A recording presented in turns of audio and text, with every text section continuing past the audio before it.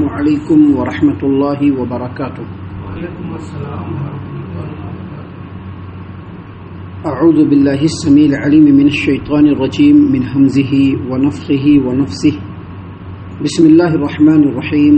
قل من یرزقکم من السماوات والارض قل اللہ وإنا أو إياكم لعلى هدى أو في ضلال مبين.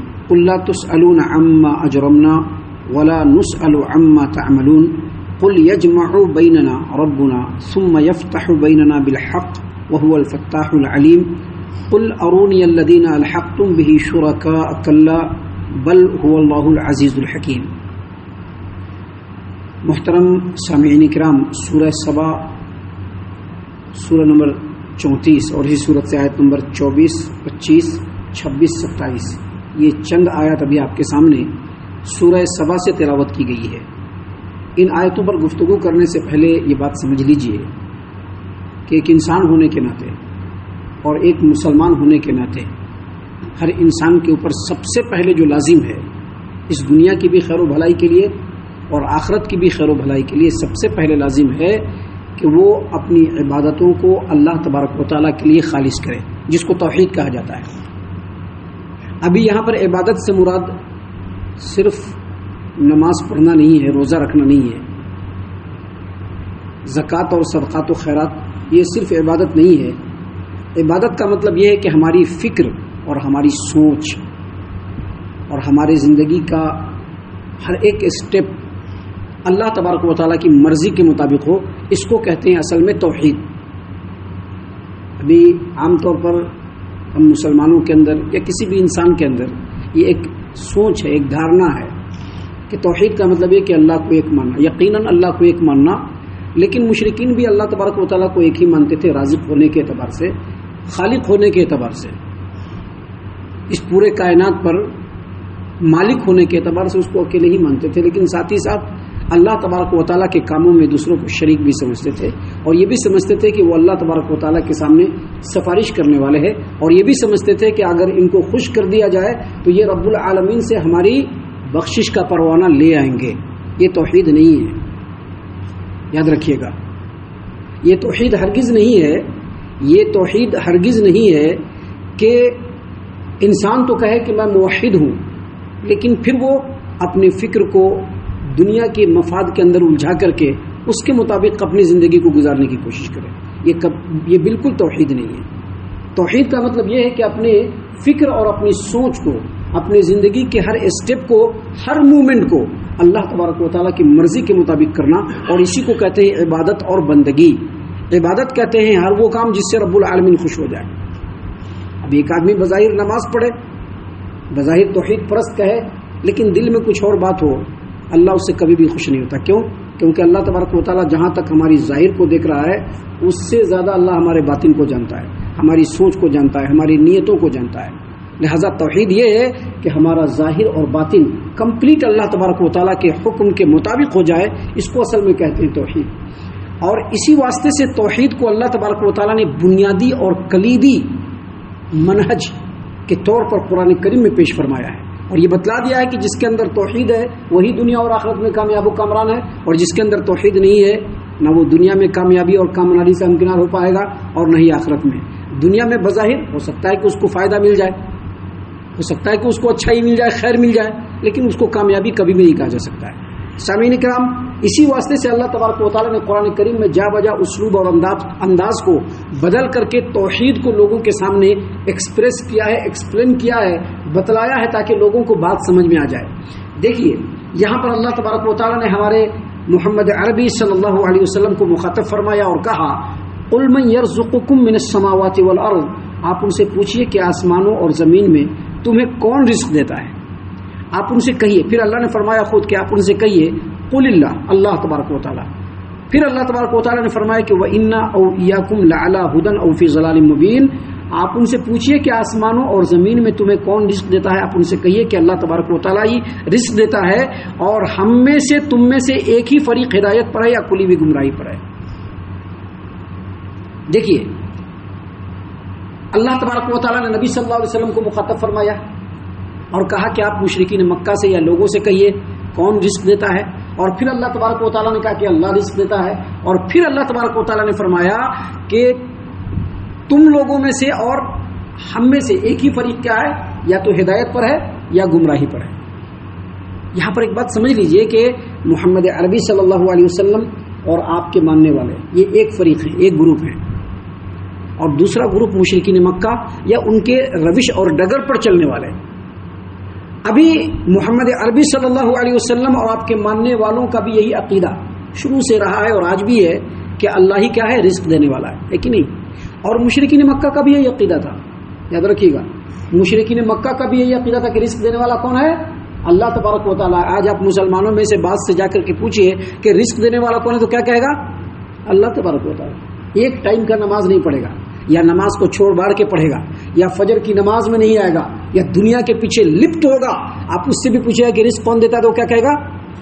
اللہ تبارک و تعالیٰ۔ کہے گا کہ نہیں کہے گا؟ پیسوں کا غلام ہے وہ، آپ اس سے بھی پوچھئے، وہ بھی لوگوں کے سامنے کہے گا کہ رزق دینے والا کون ہے؟ اللہ تبارک و تعالیٰ۔ کہے گا کہ نہیں کہے گا؟ بالکل دہریہ ہے، اسلام اور ایمان کو جانتا بھی نہیں ہے، آپ اس سے پوچھئے کہ رزق کون دیتا ہے وہ کیا کہے گا؟ اوپر والا۔ تو یہاں پر اللہ تبارک و تعالیٰ نے فرمایا کہ یہ بات دونوں فریقوں میں مسلم ہے کہ رزق دینے والا اللہ تبارک و تعالیٰ ہے، تو ہر ایک انسان کے لیے لازم یہ ہے کہ وہ عبادت اور بندگی کس کی کرے؟ اللہ تبارک و تعالیٰ کی، کیونکہ اللہ تبارک و تعالیٰ کھانے کو دیتا بھی ہے اور دیتا رہتا بھی ہے کہ نہیں؟ کھانے کو دیتا بھی ہے اور دیتا بھی رہتا ہے کہ نہیں؟ اللہ تبارک و تعالیٰ کھانے کو دے بھی رہا ہے اور دیتا بھی رہتا ہے، تو عبادت تو اس کی جائے۔ لیکن یہاں پر محمد صلی اللہ علیہ وسلم اور ان کے پیروکار اس چیز کے اوپر اڈگ ہیں کہ جو کھلانے والا ہے اور جو کھلاتا رہتا ہے ہم اسی کی عبادت کریں گے۔ لیکن اس کے مقابلے میں مشرکین کیا کرتے ہیں؟ اللہ کو بھی مانتے ہیں اور اللہ کو چھوڑ کر دوسروں کو اپنی بگڑی بنانے والا سمجھتے ہیں۔ کیا ہے بھائی، بچہ نہیں ہو رہا ہے، فلاں بابا کے دربار پر چلے جاؤ، بولتے ہیں کہ نہیں بولتے؟ کیا ہے، ذرا ایگزامینیشن میں پاس ہونا ہے کیا؟ ہاں فلاں مزار پہ چلے جاؤ، کہتے ہیں کہ نہیں کہتے؟ کہتے ہیں نا، فلاں مزار پہ چلے جاؤ۔ آج بالکل کلیئرلی اور لوگوں کے سامنے لوگ کہتے ہیں یا علی المدد، کہتے کہ نہیں کہتے ہیں؟ یا خواجہ بابا، کہتے کہ نہیں کہتے ہیں؟ یا دستگیر، کہتے کہ نہیں کہتے ہیں؟ تو اللہ تبارک و تعالیٰ نے یہاں پر پوچھا ہے کہ جب رزق کی پیدائش میں اور تقسیم میں ان لوگوں کا کوئی شیئر نہیں ہے اور کوئی حصہ نہیں ہے، پھر ان لوگوں کے سامنے جھکنے کا مطلب کیا ہوا؟ اور پھر اللہ تبارک و تعالیٰ یہ فرما رہا ہے کہ گن اسی کے گانا چاہیے جو دینے والا ہے، جو کھلانے والا ہے، اور جو نہیں کھلانے والا ہے اگر تم اس کے گن گاتے ہو تو سمجھ لو کہ حق پر کون ہے اور گمراہی اور ضلالت پر کون ہے۔ اسی چیز کو اللہ تبارک و تعالیٰ نے یہاں پر ایک مختصر سی آیت میں بتلایا ہے کہ نبی صلی اللہ علیہ وسلم آپ ان مشرکین سے پوچھئے کہ آسمانوں اور زمین میں تم کو رزق کون دیتا ہے؟ اور پھر اللہ نے خود جواب دیا، کیونکہ سبوں کا اس پر اتفاق ہے کہ اللہ ہی رزق دینے والا ہے۔ تو اس کے بعد اللہ نے کہا کہ آپ ان سے یہ بھی کہیے کہ یا تو ہم لوگ یا تم لوگ دونوں میں سے کوئی ایک ہی ہدایت پر ہے یا پھر وہ گمراہی پر ہے، اور دوسرا اگر گمراہی پر تو ہدایت پر دوسرا ہو جائے گا۔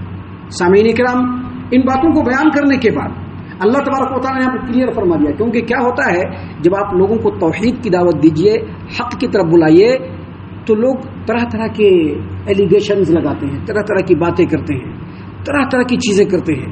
اللہ نے یہاں پر کہا کہ قل اے نبی صلی اللہ علیہ وسلم آپ کہہ دیجئے لا تسألون عما اجرمنا ولا نسأل عما تعملون، آپ ان سے کہہ دیجئے کہ تمہارے عمل کے بارے میں ہم سے نہیں پوچھا جائے گا اور ہمارے عمل کے بارے میں تم سے نہیں پوچھا جائے گا، کسی سے بھی کسی دوسرے کے عمل کے بارے میں نہیں پوچھا جائے گا۔ جو عمل کرنے والا ہے اسی کو اس کا بدلہ ملنے والا ہے۔ ہمارا کام تھا حق بات سچائی کے ساتھ بالکل کھلے الفاظ میں بغیر لاگ لپیٹے کے لوگوں کے سامنے رکھ دیں، اب وہ کیسا عمل کر رہے ہیں ان کے بارے میں ان سے پوچھا جائے گا۔ سامعین کرام، اس کے بعد اللہ تبارک و تعالیٰ نے مزید کہا، کیا کہا؟ قل اے نبی صلی اللہ علیہ وسلم یہ بھی کہہ دیجئے یجمع بیننا ربنا ثم یفتح بیننا بالحق وهو الفتاح العلیم، آپ ان سے کہیے کہ اللہ ہم سب کو اکٹھا کر لے گا، پھر ہمارے درمیان انصاف سے فیصلہ کر دے گا، اور وہی فیصلہ کرنے والا اور سب کچھ جاننے والا ہے۔ کیا مطلب یہاں پر اصل میں مشرکین مکہ سے ہی ہے، اور ان تمام لوگوں سے ہے جو آخرت پر ایمان اور یقین نہیں رکھتے ہیں، یا جیسا ایمان رکھنا چاہیے ویسا ایمان نہیں رکھتے ہیں. اللہ تبارک و تعالیٰ نے یہاں پر اس فرمایا ہے کہ اگر تم لوگ یہ سمجھتے ہو کہ آخرت اور آخرت میں رب کے بارگاہ میں پہنچ کر کے اللہ کے سامنے اپنی زندگی کی تمام باتوں کی جواب دہی کا جو تصور ہے اور جو عقیدہ ہے یہ بالکل غلط ہے، تو تم کو سمجھ لینا چاہیے کہ تم لوگ وہی ہو، انکلوڈنگ می یا انکلوڈنگ اس. تم لوگ جو ہو، تم کو اللہ تبارک و تعالیٰ نے اس وقت پیدا کیا جب تمہارا کوئی وجود ہی نہیں تھا کچھ بھی تھا پناہ بھی نہیں تھا. اللہ نے نطفے کے اندر وہ چیز ڈالا جو باپ کے ریڑھ کی ہڈی کے اندر ہوتا ہے، اور پھر وہاں سے تم کو اللہ نے پیدا کیا. تو جو رب جبکہ تمہارا وجود نہیں تھا تم کو رب نے پیدا کر دیا، کیا وہ رب دوبارہ مرنے کے بعد تم کو زندہ کر کے اپنے بارگاہ میں حاضر نہیں کر سکتا ہے؟ یقیناً کر سکتا ہے. سامنے کا ہم دنیا میں مختلف باتیں بنا کر کے ہم کسی کو زیر تو کر سکتے ہیں، لیکن آخرت میں پہنچنے کے بعد کوئی کسی کے بارے میں کچھ نہیں کر سکتا ہے، کچھ نہیں کر سکتا ہے.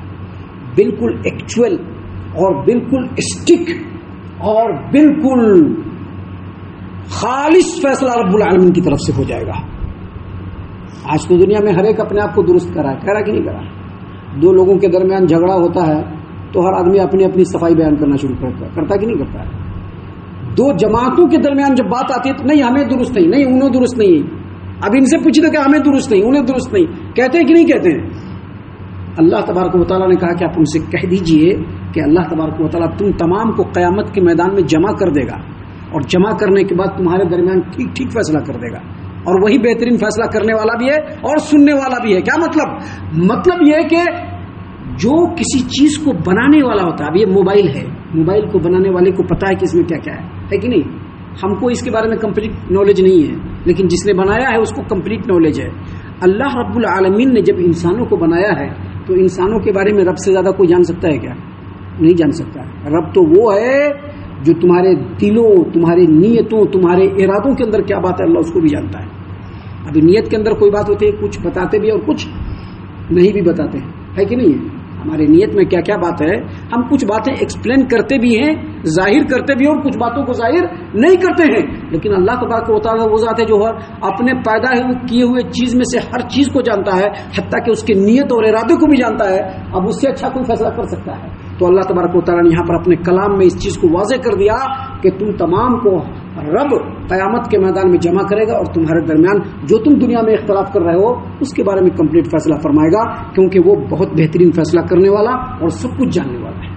اور اس کے بعد پھر اخیر میں ایک اور سوال کیا اللہ تبارک و تعالیٰ نے.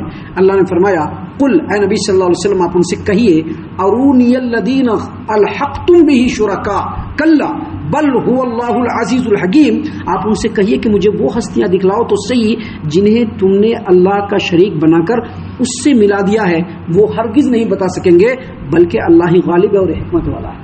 یہاں پر اللہ نے پوچھا کہ وہ ان لوگوں کو بتاؤ جن کو تم نے اللہ کا شریک بنا کر اللہ سے ملا دیا ہے. ابھی پیر صاحب کی تو سب لوگ جو ہے جے جے کارا کر رہے ہیں کہ نہیں کر رہے ہیں، سالوں سال عرس مناتے ہیں، جمعراتے قبرستان پر پہنچ جاتے ہیں، مزار پر پہنچتے ہیں نا، جمعراتے پہنچ جاتے ہیں. کیوں؟ کیونکہ پیر صاحب بڑے پہنچے ہوئے ہیں، جو اللہ کو کہیں گے وہی کر دیں گے. غوث العظم ہیں ہمارے، غوث العظم، وہ تو جو کہیں گے رب کو کرنا ہی پڑے گا. اللہ نے یہاں پر بتلایا، پہلے تو رزق کی بات کیا، اور اب یہاں پر کہا کہ کون ہے جن کو تم پوج رہے ہو جنہوں نے کائنات میں کچھ بھی بنایا ہو. اللہ کا یہ سوال یہاں پر یہ ہے کہ اس کائنات کی تمام چیزوں کو تو میں نے بنایا ہے، میں سب کا خالق ہوں، تو عبادت کس کی ہونی چاہیے؟ میری ہونی چاہیے. لیکن اے لوگوں، تم نے اللہ کو چھوڑ کر جو دوسروں کو اپنا معبود بنا رکھا ہے ان کے بارے میں بھلا بتاؤ تو صحیح کہ وہ کن کو پیدا کیا ہے، کائنات میں کس کس چیز کو پیدا کیا ہے. تمہارا وجود نہیں رہا، تم کو وجود میں لانے والا کون ہے ذرا بتاؤ. اگر اس کا ایک رتی بھی تخلیقی کوئی کارنامہ ہے تو ذرا دکھلاؤ. نہیں دکھلا پاؤ گے. اور جب اللہ تبارک و تعالیٰ نے حکمت کاملہ سے ان پورے مخلوقات کو پیدا کیا تو اس کا مطلب یہ ہے کہ جن کو تم اللہ کو چھوڑ کر جن کے سامنے جھک رہے ہو، جن سے تم مرادیں مانگ رہے ہو، جن کے بارے میں تمہاری بڑی آسیں لگی ہوئی ہیں، تم کو مان لینا چاہیے کہ وہ بھی اللہ کی مخلوق ہے، اللہ کے سامنے مغلوب ہیں، اللہ کے سامنے مقہور ہیں. پھر ان کی عبادت کیسے کر رہے ہو؟ تم جب نہیں دکھلا سکو گے تو تمہارا یہی معاملہ ہے.